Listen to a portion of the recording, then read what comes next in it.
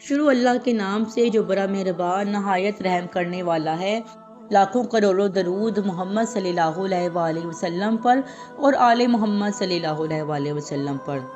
محترم ناظرین، جب کبھی بھی اسرائیل اور فلسطین کے پچھلے 75 سال کی تاریخ پر نظر ڈالی جاتی ہے تو ہمیشہ فلسطین کی ایک لڑکی کو ضرور یاد کیا جاتا ہے،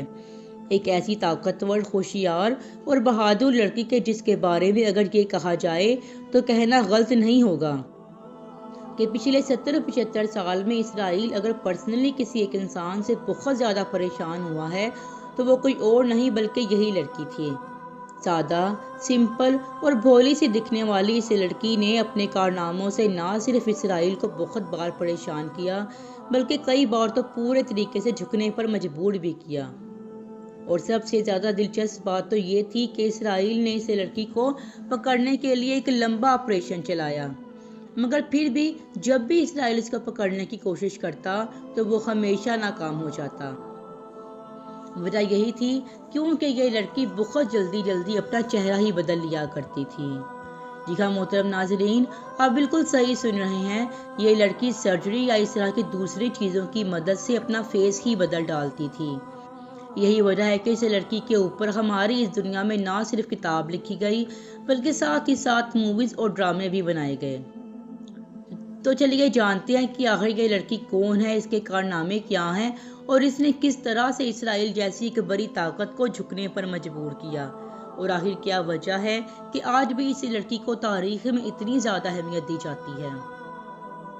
تو محترم ناظرین، یہ کہانی ہے اسی فلسطینی لڑکی کی جس کو تاریخ میں لیلا خالد کے نام سے یاد کیا جاتا ہے۔ لیلا خالد کی پیدائش سن 1944 میں فلسطین کے شہر حیفا میں ہوئی، مگر ابھی عمر صرف 4 سال ہی کی تھی کہ فلسطین کو 2 ٹکڑوں میں بانٹ دیا گیا اور اس طرح سے اسرائیل وجود میں آیا۔ ظاہر ہے اسرائیل کے بنتے ہی عربوں کی اسرائیل کے ساتھ جنگ وغیرہ شروع ہو گئی۔ نتیجہ یہ ہوا کہ اگلے کچھ وقت کے اندر ہی فلسطین میں رہنے والے لاکھوں مسلمانوں کو اپنا گھر بار چھوڑ کر دوسرے عرب ملکوں میں پناہ لینی پڑی۔ اس دور میں دوسرے عرب ملکوں میں جا کر پناہ لینے والے لوگوں میں لیلا خالد کی فیملی بھی شامل تھی۔ محترم ناظرین، لیلا خالد کا بچپن جارڈن کے علاقے میں بڑی ہی غریبی کی حالت میں گزرا تھا۔ لیلا خالد نے بچپن سے ہی اپنے ہی طرح ایسے لاکھوں فلسطینی لوگوں کو دیکھا تھا جن کو اسرائیل کی وجہ سے نہ صرف اپنے پیاروں کو ہمیشہ کے لیے کھونا پڑا تھا بلکہ اپنا گھر بار وغیرہ بھی چھوڑنا پڑا تھا۔ یہی وجہ تھی کہ ایسے ماحول میں پرورش کی وجہ سے بچپن سے ہی لیلا خالد کے دل میں اسرائیل کے خلاف آگ بھڑک رہی تھی۔ بدلے کی آگ میں وہ سوچ رہی تھی کہ بڑے ہو کر چاہے کچھ ہو جائے مجھ کو بدلہ ضرور لینا ہے اور ان لوگوں کا مزہ چکھانا ہے جن کی وجہ سے ہم لوگوں کا یہ حال ہوا ہے۔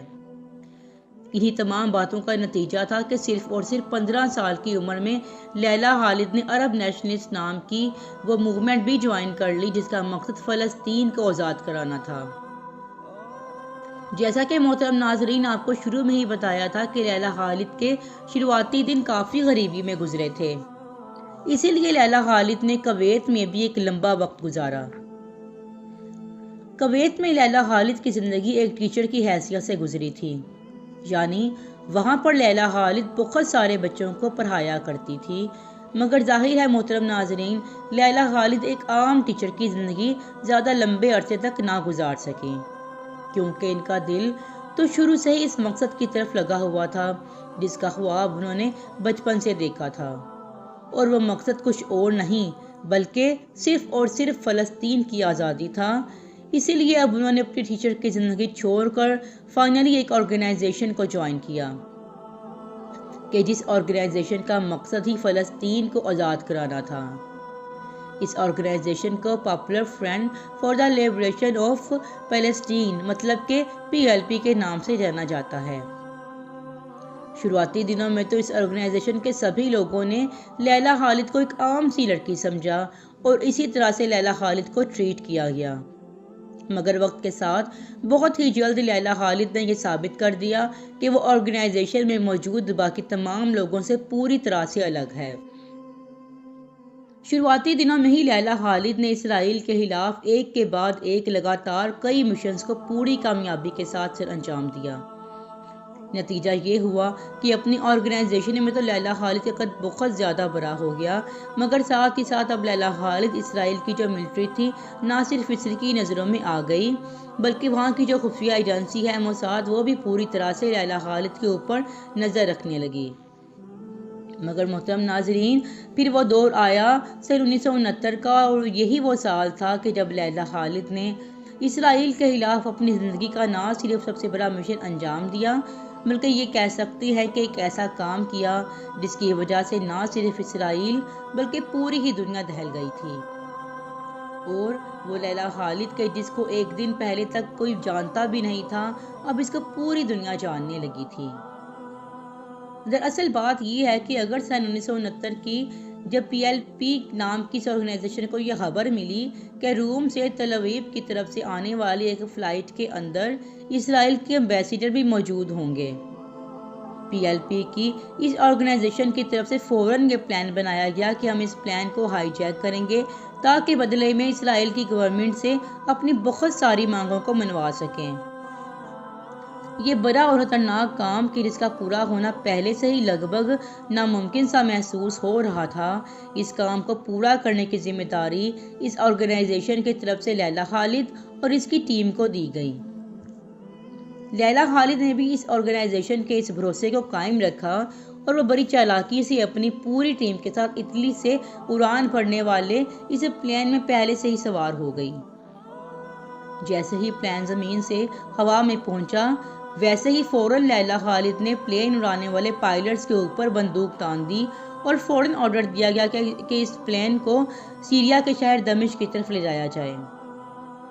ساتھ ہی ساتھ یہ بھی وارننگ دی گئی کہ جب اس کو سیریا کے شہر دمشق کی طرف لے جایا جائے گا تو اس بات کا خیال رکھا جائے کہ اس پلین کو اسرائیل کے اوپر سے ہی گزارا جائے تاکہ لیلا خالد اس جگہ کو دیکھ سکے کہ جہاں پر اس کی پیدائش ہوئی تھی۔ آرڈر کے مطابق اس پلین کو اسرائیل کے اوپر سے گزارتے ہوئے سیریا کے شہر دمشق پہنچایا گیا۔ یہ پلین جیسے ہی وہاں پر لینڈ ہوا، ویسے ہی ہائی جیکرز کی طرف سے تمام لوگوں کو یہ آرڈر دیا گیا کہ فوراً پلین سے باہر نکلیں۔ جیسے ہی سارے لوگ باہر آ گئے تو لیلا خالد کی ٹیم نے اس پلین کے اگلے حصے کو پوری طرح سے اڑا ڈالا۔ اس کے بعد کیونکہ سیریا کی پولیس بھی ایکٹیو ہو چکی تھی، اس نے ان سارے ہائی جیکرز کو گرفتار کر لیا۔ اس کے پہلے اسرائیل کی طرف سے ان 71 سیریان قیدیوں کو چھوڑا جائے جو بہت پہلے ہی اسرائیل کی قید میں موجود تھے۔ فی الحال اسرائیل کو ان سارے قیدیوں کو آزاد کرنا پڑا تھا، جس کے بعد ہی سیریا کی طرف سے باقی مسافروں کو آزاد کیا گیا تھا، اور پھر کچھ وقت کے بعد ہی لیلا خالد اور اس کی ٹیم کو بھی بغیر کسی کارروائی کے ہی سیریا کی طرف سے آزاد کر دیا گیا۔ دوسری طرف لیلا خالد کچھ گھنٹوں کے اندر ہی پوری دنیا میں مشہور ہو چکی تھی۔ پیلسٹینین موومنٹ سے جڑے ہوئے لوگ اور فلسطینی لوگ لیلا خالد کو اپنا سب سے بڑا ہیرو مان رہے تھے۔ اتنا ہی نہیں محترم ناظرین، اس کے بعد فوراً لیلا خالد کی ایک فوٹو بھی وائرل ہوئی تھی جس میں دیکھا جا سکتا تھا کہ لیلا خالد کے ہاتھ میں ایک A47 بھی موجود ہے۔ یہ فوٹو دراصل ایک پوسٹر گرل کے طور پر وائرل کی گئی تھی جو اس دور میں دنیا کے لگ بھگ ہر اخبار کی زینت بنی تھی۔ اتنا ہی نہیں محترم ناظرین، غور کرنے والی بات تو یہ تھی کہ یہ تاریخ میں پہلی بار ایسا ہو رہا تھا کہ جب ایک گرل مطلب کہ فیمیل کی طرف سے کسی پلین کو ہائی جیک کیا گیا تھا۔ مطلب لیلا خالد تاریخ کی پہلی فیمیل ہائی جیکر تھی۔ انٹرسٹنگ بات یہ ہے کہ صرف 1969 ہی نہیں بلکہ 1970 میں ایک بار پھر سے لیلا خالد کی طرف سے ایک پلین کو ہائی جیک کرنے کی کوشش کی گئی تھی، مگر اس بار لیلا خالد کا یہ پلان ناکام ہو گیا۔